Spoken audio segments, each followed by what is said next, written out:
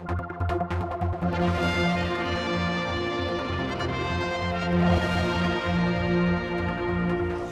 at the Manx Legion Hall with Edgar Quine, a well-known face from politics, maybe a little bit ago, but you're still on the circuit, and you're here tonight to do a PAG meeting.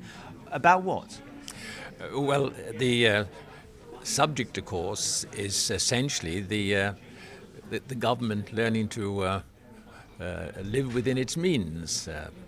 I think it's pretty well known, certainly on the island, that as a result of the renegotiation of the VAT agreement, a rather large hole appeared in the government finances, and of course that was in 2010.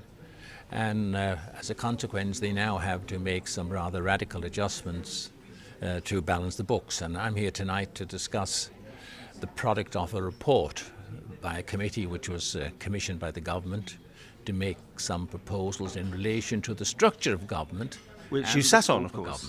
And they just put away.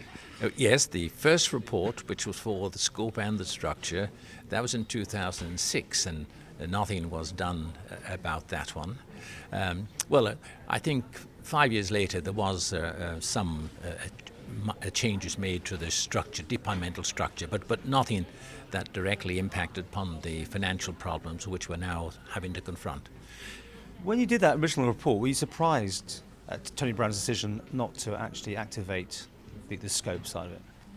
Not really, because we took evidence, and Mr. Brown gave evidence, and it was quite clear that from his position, from his view, that the government policies and structures were perfectly in order. Of course, he did not at that time know about the renegotiation of the VAT agreement. Perhaps his position would be different today. That I don't know.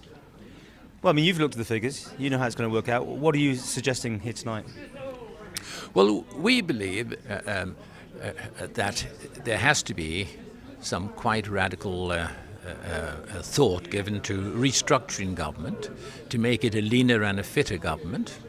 And on top of that, I think we're going to have to adjust our expectations as to what is possible during this period when we're on a much reduced revenue source.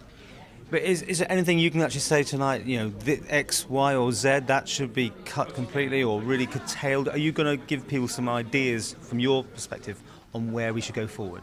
Yes, we have provided in our report, we've provided some indicators, areas where we believe they should issues that they should study, should we say, to see what needs to be done or what can be done with them.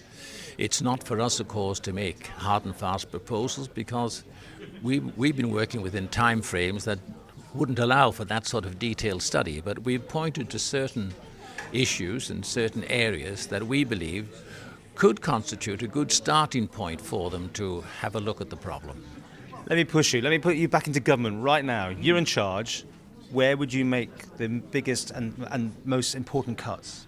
Well, ironically, it would not be within the areas, having regard to the urgency of doing something, it would probably not be within the areas of structure or scope, so much as policy.